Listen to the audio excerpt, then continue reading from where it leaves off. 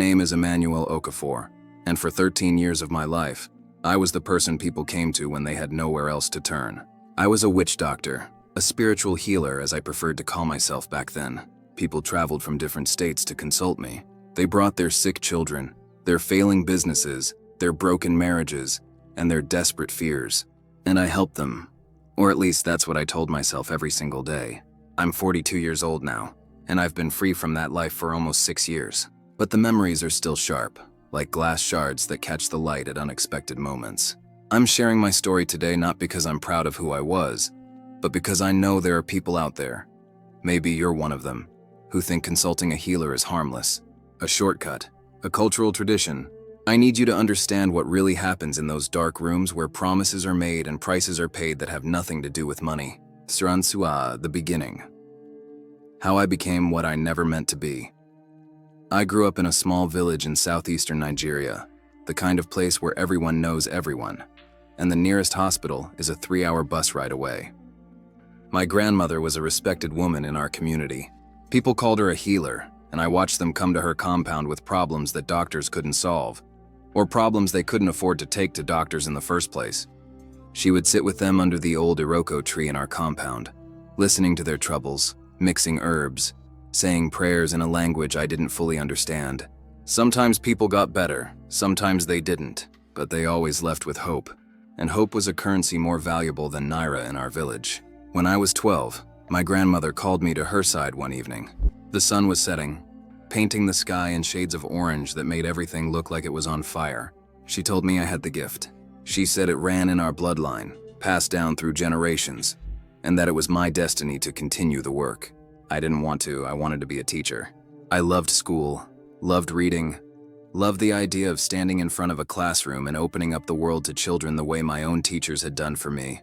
But my grandmother said the spirits had chosen me, and in our culture you don't refuse such things. You don't question, you accept. So my training began. At first it seemed innocent enough, learning about herbs and roots, about which plants could bring down a fever or ease pain. My grandmother had genuine knowledge about natural medicine, and I convinced myself that's all this was. Just traditional medicine, just helping people. But as the months passed, the training went deeper, darker. She taught me incantations, rituals. She introduced me to what she called the guardians, spirits that would give me power and knowledge beyond natural understanding. I was young and scared, but I was also curious. When you're 12 years old and someone tells you that you can have power that others don't, that you can see things others can't see, know things others don't know, it's intoxicating. The first time I felt the presence of these spirits, I was terrified. We were in her shrine room, a small hut behind the main house where she kept her ritual items. She was teaching me how to call on them, how to make contact. The air became thick, heavy, like trying to breathe underwater. The temperature dropped so suddenly I could see my breath. And then I felt them, presences in that room with us, watching, waiting. I wanted to run. Every instinct in my body screamed at me to get out of that room. But my grandmother held my hand firmly and told me to be strong, that this was my inheritance, my power. She said the fear would pass, and it did. But what replaced it was worse. It was familiarity.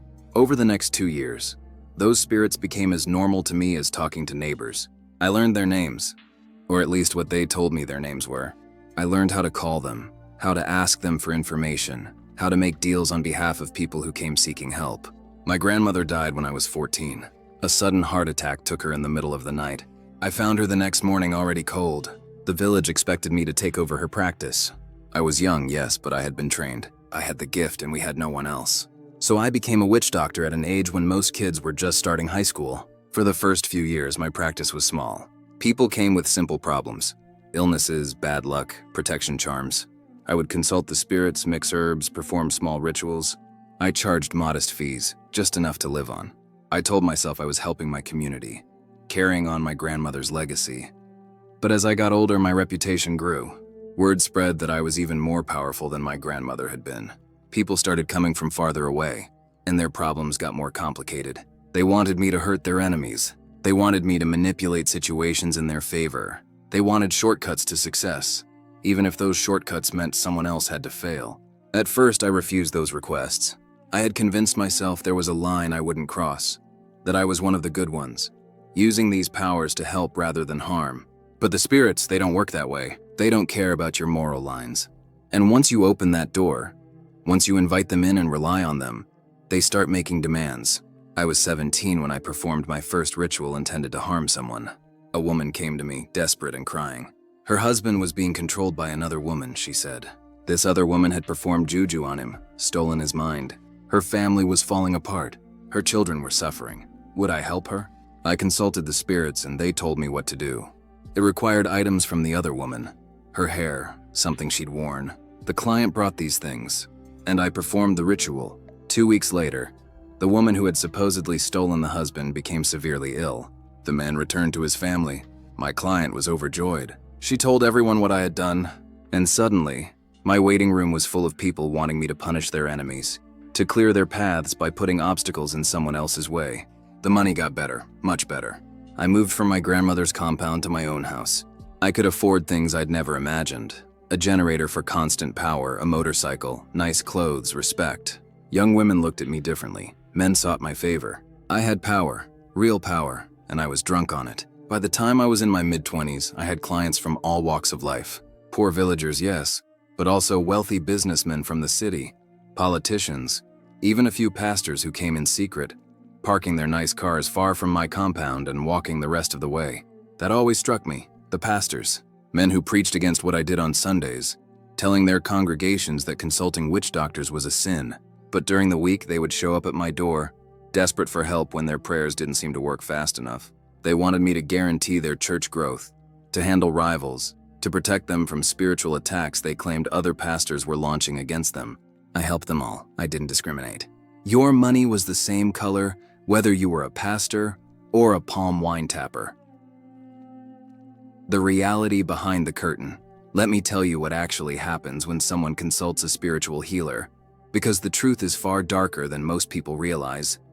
Every ritual, every charm, every solution I provided came with strings attached. The spirits don't do anything for free. When I would go into my shrine room to consult them on behalf of a client, they would tell me what they wanted in exchange. Sometimes it was animal sacrifices, chickens, goats, dogs.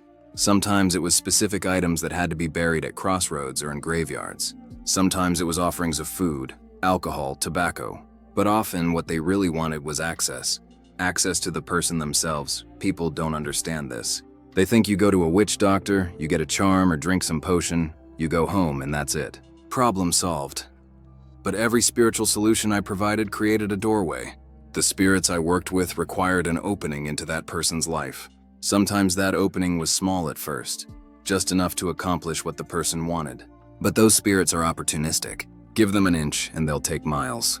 I watched it happen over and over again. Someone would come to me with a specific problem. I'd provide a solution. They'd be thrilled. They'd tell their friends. They'd come back when they had another problem. But over time, I noticed patterns. These people's lives would start falling apart in other ways. Their health would deteriorate. Their relationships would crumble. They'd have a string of bad luck that seemed almost supernatural in its persistence.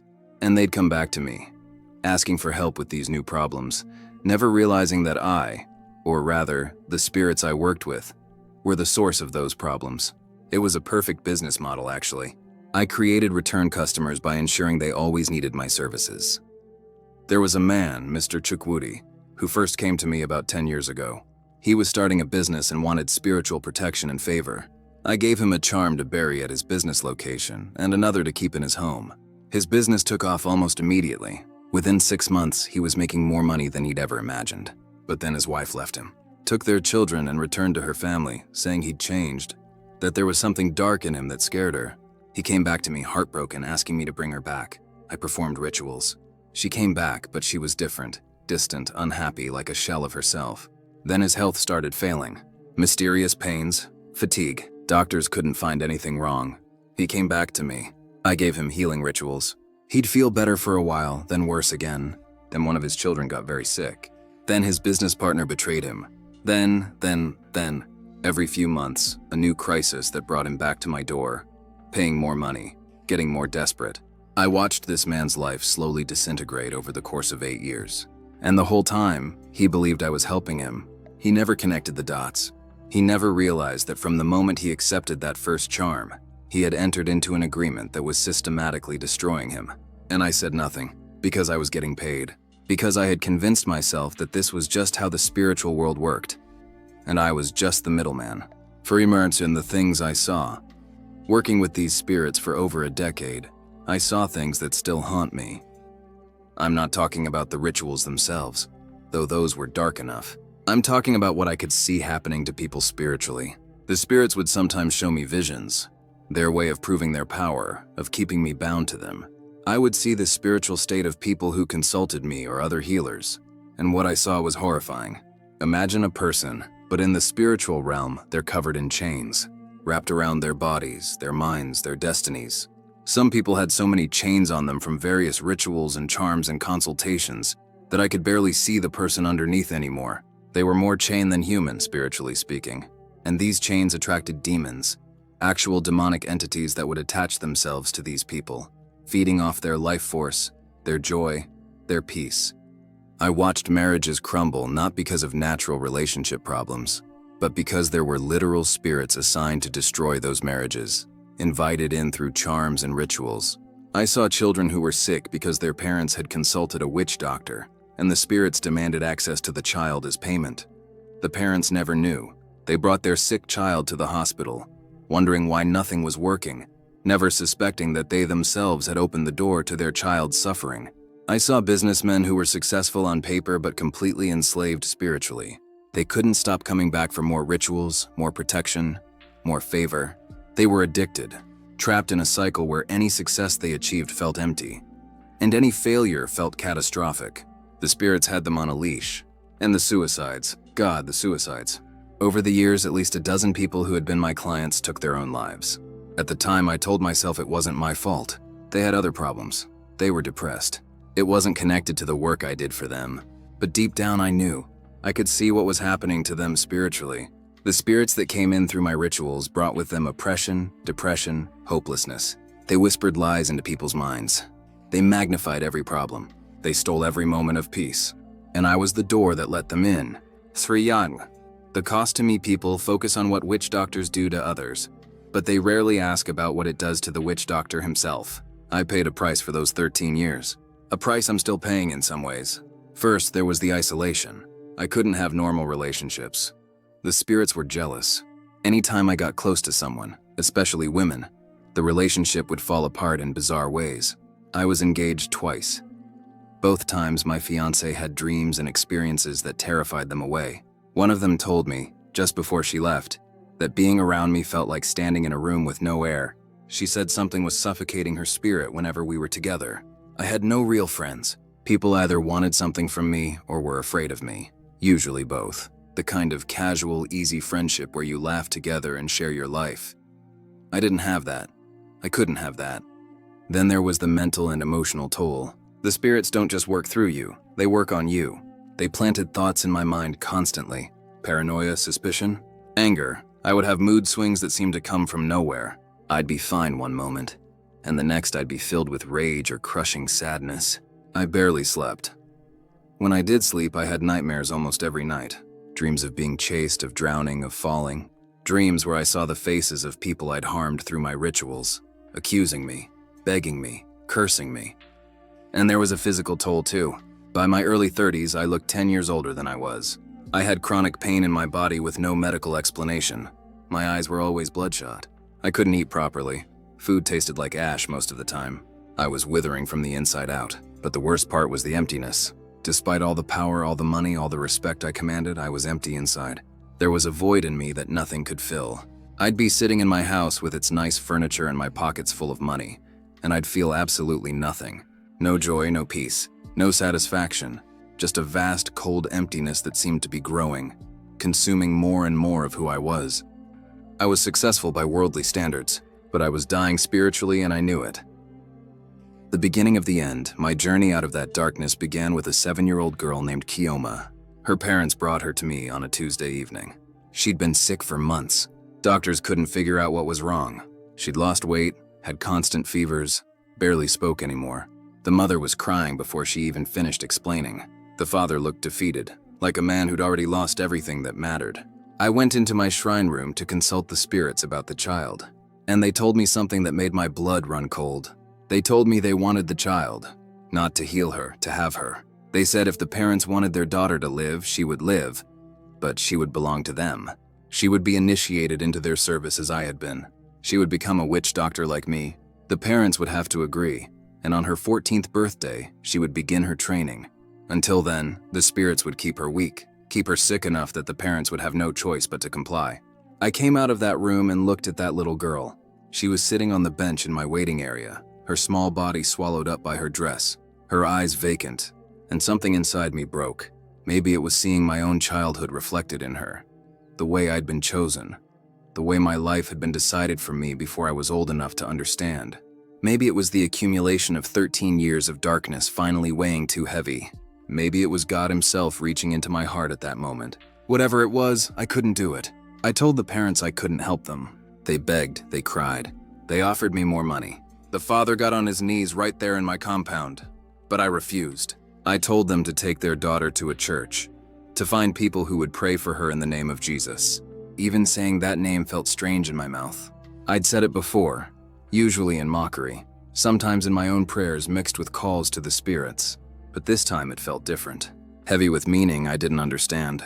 After they left, I went back into my shrine room and the spirits were furious. The temperature dropped so low I was shaking, items flew off shelves, and they spoke to me. Not in the usual whispers, but in loud, angry voices that seemed to come from everywhere at once. They told me I had violated our agreement. I had refused to serve them. There would be consequences. I was terrified, but I was also angry. Angrier than I'd been in years. I shouted back at them. I told them I was done. Done being their puppet. Done destroying lives. Done destroying myself. The attack that came next was the most frightening experience of my life. I felt like I was being torn apart from the inside. Pain in every part of my body. Pressure in my head like it was going to explode. I couldn't breathe. I collapsed on the floor of that shrine room, certain I was dying. And in that moment of absolute terror and helplessness, I did something I hadn't done since I was a small child. I prayed to Jesus. Not the mixed up prayers I'd done before, but a simple, desperate plea. Jesus, if you're real, help me. The attack stopped, just like that. The pain vanished. The room returned to normal temperature. The oppressive presence of those spirits lifted so suddenly that the relief was almost physical. I lay on that floor gasping for breath and I wept. I wept like I hadn't wept since I was a child. Years of pain and darkness and emptiness came pouring out of me. The long road out that night was just the beginning. I wish I could tell you that I walked away from everything immediately, that it was simple and clean, but it wasn't. The next few weeks were agony. The spirits didn't give up easily. They tormented me constantly.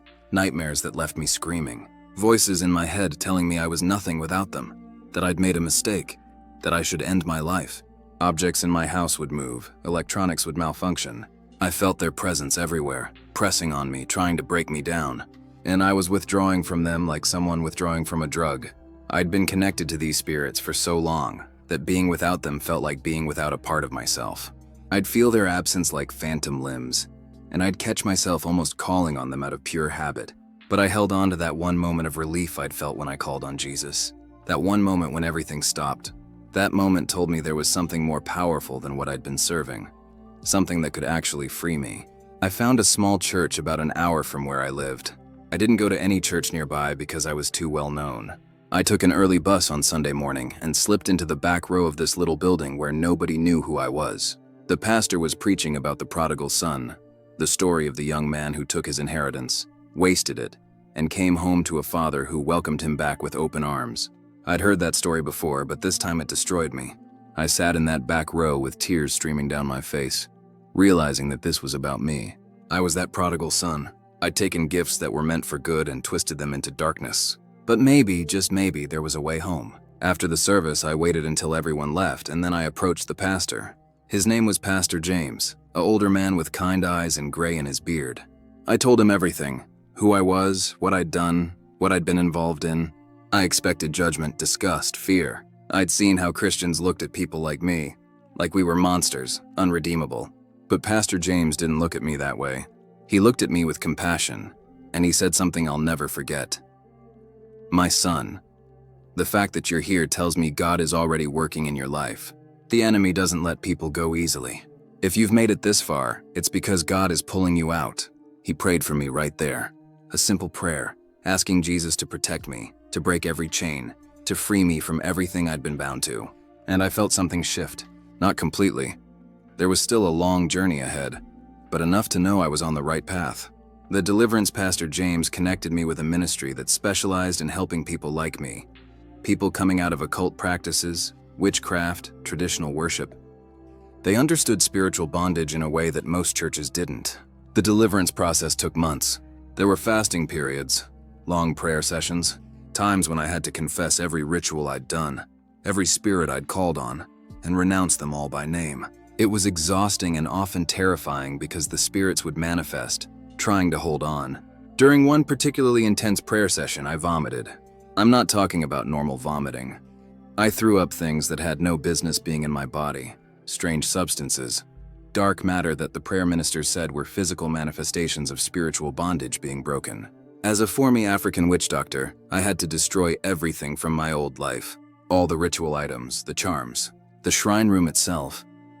We did it carefully, prayerfully, because these things carried power, and simply throwing them away could harm others. We burned what could be burned, and buried the rest in a secret location after rendering them powerless through prayer. The day we dismantled my shrine room was profound. As we carried out the items, as we prayed over that space, I felt layers of oppression lifting off me. The room had been the center of my practice for over a decade, and destroying it felt like cutting the main root of a poisonous plant. But the hardest part wasn't the rituals or the deliverance sessions. The hardest part was facing what I'd done. As I got more clarity, as the spiritual darkness lifted, I could see more clearly the damage I'd caused, the lives I'd ruined, the doors I'd opened for demons to attack people who trusted me. I spent weeks making a list. Every person I could remember who'd consulted me for help. Hundreds of names. Some I could remember clearly. Others were just faces or fragments of stories. But I wrote them all down, and I prayed for them by name, asking God to undo what I'd done, to close the doors I'd opened, to free them from any bondage I'd put them under. Bitter confronting my past. About 4 months into my deliverance process, I decided I needed to make amends where I could. Pastor James warned me it might not go well, that some people wouldn't want to hear from me, that some might react violently, but I felt God was telling me to do it anyway. I started with people in nearby areas, people I could visit in person. I'd go to their homes and ask if we could talk. Some slammed doors in my face, some cursed me. One man threatened to beat me and probably would have if his wife hadn't intervened, but others listened. I would tell them what I'd been involved in, what the spirits actually were, demons, and how the help I'd given them had come with spiritual chains attached. I'd ask their forgiveness and tell them they needed to renounce everything I'd done for them, every charm, every ritual, and give their lives to Jesus if they wanted to be truly free. As a former African witch doctor, some people got angry, insisting that my rituals had helped them, that their lives were better because of what I'd done. But when I asked them honest questions about other areas of their lives, their health, their relationships, their peace of mind, I could see the realization dawning. Many of them had achieved one goal only to watch everything else fall apart. One woman, Mrs. Daisy, stands out in my memory. I'd helped her years ago when her husband was cheating on her. My ritual brought him back, and they'd stayed married. But when I visited her, I could see the marriage was dead in every way but legally. Her husband was present in body, but absent in spirit. He barely spoke, moved through their home like a ghost. Their children were troubled, rebellious. When I explained what had really happened, that I hadn't restored love but had bound her husband to her through spiritual chains, essentially making him a prisoner, she broke down. She said she'd known something was wrong, that getting what she wanted hadn't brought her happiness, but she couldn't understand why. We prayed together that day. She renounced everything I'd done. She released her husband from the spiritual bondage, and she told me something the next week that I think about often. Her husband had started talking to her again, really talking, for the first time in years. The spiritual chains breaking had freed him to make real choices, and he was choosing to work on their marriage genuinely now, not as a puppet, but as a man. Not everyone had that kind of outcome. Some people weren't ready to accept the truth. Some had gone so deep into consulting healers that they were completely bound, and they didn't want to be free because freedom would mean facing their problems without supernatural shortcuts. The girl who started it. All about 6 months after my conversion, I went looking for Kioma and her family. It took some effort to find them. They'd moved to stay with relatives in another town. When I arrived at their home, the mother opened the door, saw me, and immediately tried to close it. But I asked her to please just give me 5 minutes. She let me in reluctantly. Chioma was there, still looking thin and sick. My heart sank. I told them everything. Who I really was, what the spirits had demanded regarding their daughter, why I had refused to help them, and most importantly, what they needed to do to free her. The father was skeptical, but the mother was listening with an intensity that told me God was working on her heart. I explained that their daughter needed deliverance, that there were spirits assigned to her that had been there since birth, preparing her to be taken into the service of darkness. I gave them Pastor James's contact information and begged them to take her to him. They did. It took 2 more weeks before they actually made the trip. And later, Pastor James told me it was one of the most intense deliverance sessions he'd ever conducted. That little girl was carrying generational curses, multiple spirits that had been assigned to her bloodline for generations. But she was freed, completely freed. I saw her about a year later at a church service. She'd gained weight, her eyes were bright and alert. She was playing with other children, laughing, a normal, healthy 7-year-old. When she saw me, she ran up and hugged my legs, not knowing who I was or what I'd almost done to her. Her mother mouthed thank you to me across the room, tears in her eyes. That moment, more than anything else, confirmed for me that I'd made the right choice, that God could take the worst of my past and somehow bring good out of it.